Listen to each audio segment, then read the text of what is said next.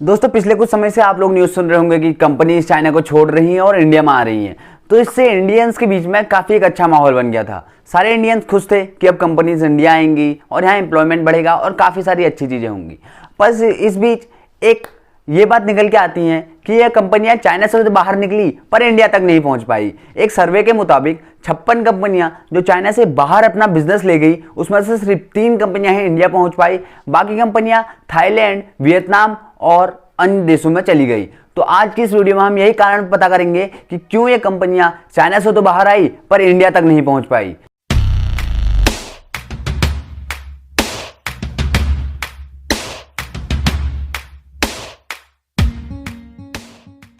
दोस्तों इन सबसे पहले हमको ये जानना होगा कि ये सारी कंपनियां आखिर चाइना में ही क्यों हैं। दुनिया में इतने बड़े बड़े और भी तो देश हैं, ये वहां भी तो हो सकती थी।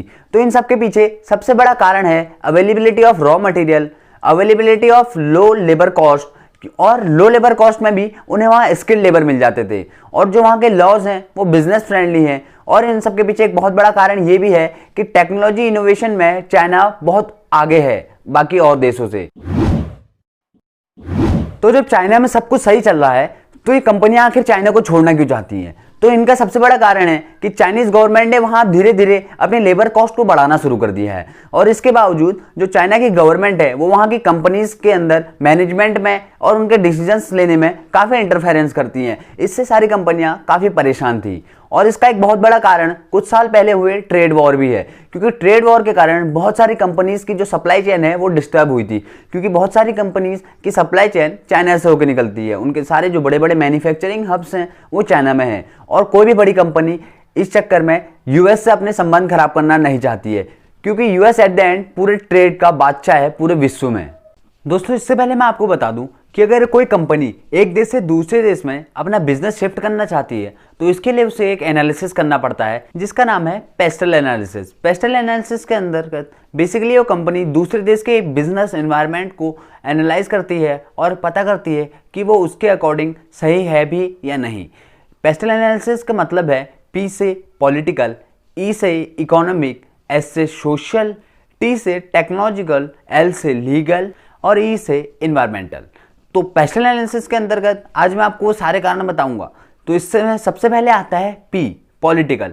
पॉलिटिकल के अंतर्गत इन कंपनीज ने ये एनालाइज किया कि जो इंडिया है वहाँ गवर्नमेंट स्टेबिलिटी काफ़ी कम है। यहाँ हर 5 साल बाद सरकार बदलने की संभावनाएं रहती हैं और ये बहुत हद तक ऐसा भी लगता है कि अगर नई सरकार आएगी तो वो इस सरकार के द्वारा बनाए गए नियम कानूनों को बदल भी सकती है। तो इसमें कंपनीज को बहुत ज़्यादा ट्रबल करना पड़ता है अपने बिजनेस को एक देश में चलाए रखने के लिए। पर वहीं वियतनाम में देखें तो वहाँ गवर्नमेंट की स्टेबिलिटी काफ़ी हद तक है और वहाँ कंपनीज को ये ट्रबल नहीं झेलना पड़ेगा। तो ये भी एक बहुत बड़ा कारण रहा कि इन कंपनियों ने वियतनाम को चुना भारत के। अगर मैं पॉलिटिकल स्टेबिलिटी रैंक की बात करूँ तो इंडिया इसमें 165 रैंक पे आता है और वियतनाम 84 रैंक पे आता है। तो इससे आपको ये तो पता ही लग जाएगा कि वियतनाम और इंडिया में कितना गैप है।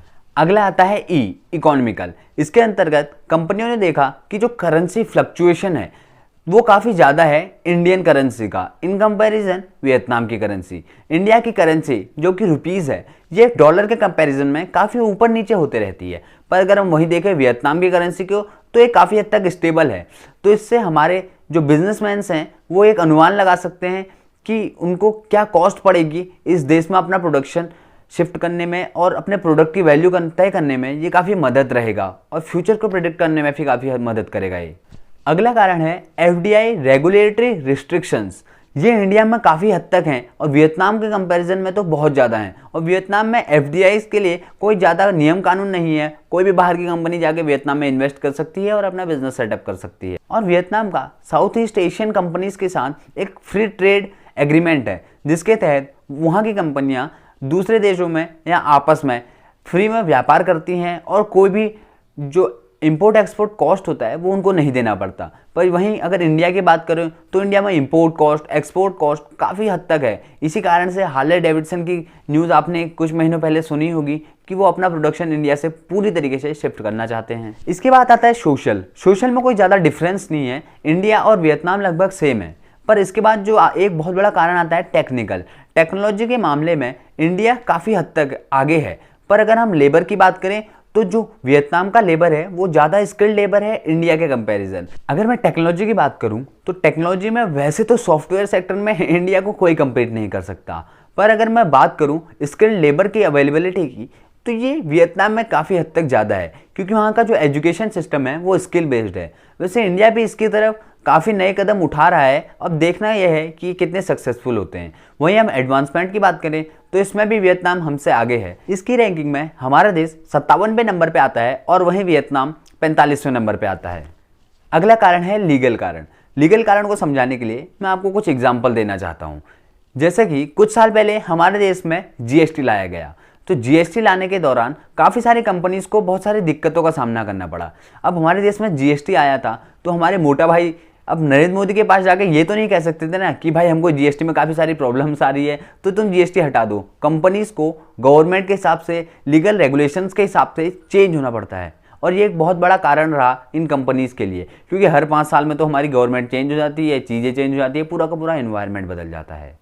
वही मैं बात करूँ रेड टेपिज्म की, तो इंडिया में अगर कोई कंपनी अपना बिजनेस खोलना चाहती है तो उसे बहुत सारे लीगल प्रोसीजर्स से होकर गुजरना पड़ता है, और अगर एक बार उसे परमिशन मिल भी गई, यहाँ उसको लैंड एक्वायर करने में, लेबर यूनियंस के साथ बात करने में, और जो लोकल माफियाज होते हैं इन सब के साथ उसको बात करने में काफ़ी दिन लग जाते हैं। और अगर हम legal step by step process की बात करें तो इंडिया में नॉर्मली बिजनेस रन करने के लिए जो बाहर की कंपनीज होती है उन्हें 12 प्रोसीजर्स का सामना करना पड़ता है, जिसको कम से कम करने में 27 दिन लग जाते हैं, और ये एक बहुत बड़ा समय है। वहीं वियतनाम में अगर कोई बाहर की कंपनी अपना बिजनेस इस्टेब्लिश करना चाहती है तो उसे सिर्फ और सिर्फ 8 प्रोसीजर से होकर गुजरना पड़ता है, तो और इसमें समय भी बहुत कम लगता है। और इसके बाद एक बहुत बड़ा कारण है प्लेस। अगर आप इंडिया में बिजनेस खोलना चाहते हैं तो एक इंडिया इतनी बड़ी कंट्री है और ओवरऑल डेवलपमेंट के चलते आपको परमिशन किसी भी हिस्से की मिल सकती है, कोई स्पेसिफिक जगह नहीं है जहां आप बिजनेस कर सकें। वहीं वियतनाम को देखें तो वियतनाम एक छोटा देश है। वियतनाम की गवर्नमेंट ने एक बहुत बड़ा इलाका सारी कंपनीज को ही दे दिया कि आइए और इस इलाके में बिजनेस कीजिए, तो उन कंपनीज के लिए काफ़ी ईजी रहा एक साथ एक ही जगह पे एक इन्वायरमेंट के अंदर बिजनेस करना, और ये उनके एक यूनिटी के लिए भी अच्छा था कि बाद में वो सारी कंपनीज मिलके एक अपने यूनियन बना सकती हैं। वहीं इंडिया में ये सारी अपॉर्चुनिटी उन कंपनीज को नहीं मिलती थी। और अगर मैं बात करूं कि अगर कोई कंपनी अपना बिजनेस एक कंट्री से दूसरी कंट्री में शिफ्ट करना चाहती है और अपना पूरा का पूरा मैन्युफैक्चरिंग हब शिफ्ट करना चाहती है तो ये कोई रातों रात का काम तो नहीं है। अब कोई कंपनी रातों रात अपना बोरिया बिस्तर बांध के दूसरी कंपनी में अपना पूरा का पूरा बिजनेस तो सेटअप नहीं कर सकती। तो यही कारण था कि ये कंपनी वियतनाम गई, क्योंकि चाइना का जो मैन्युफैक्चरिंग हब है शेनजांग, उससे जो वियतनाम की दूरी है और थाईलैंड की दूरी है वो इंडिया के मुकाबले तो काफ़ी कम है, और ये देश के बीच में जो व्यापार के संबंध हैं वो भी काफ़ी अच्छे हैं। वहीं अगर लास्ट में अब बात करें तो यूएस ने भी कुछ काम किए जिसकी वजह से वियतनाम को काफ़ी हेल्प मिली। यूएस ने वियतनाम को मोस्ट फेवरेबल नेशन का दर्जा दे दिया, जिसके अंतर्गत वियतनाम की कंपनियां किसी भी देश में अपना प्रोडक्ट बेच सकती है बिना किसी रिस्ट्रिक्शन के। तो ये भी एक काफ़ी अच्छी चीज़ थी, क्योंकि इंडिया के साथ तो टैक्स के चलते और इंपोर्ट ड्यूटी के चलते काफ़ी सारी दिक्कतें आई हैं यूएस की कंपनीज़ को, क्योंकि उनका सामान यहाँ बहुत महंगे में बिकता है। वहीं वियतनाम के साथ उनको ये दिक्कतें नहीं आई। वीडियो अच्छी लगी तो वीडियो को लाइक कर दीजिए, शेयर कर दीजिए अपने दोस्तों के साथ, और चैनल को सब्सक्राइब कर दीजिए और बेल आइकन को दबाना मत भूलिएगा। और कमेंट करके बताइए कि आपको अगला वीडियो किस टॉपिक पे चाहिए। अगली वीडियो में फिर मिलेंगे, तब तक के लिए बाय।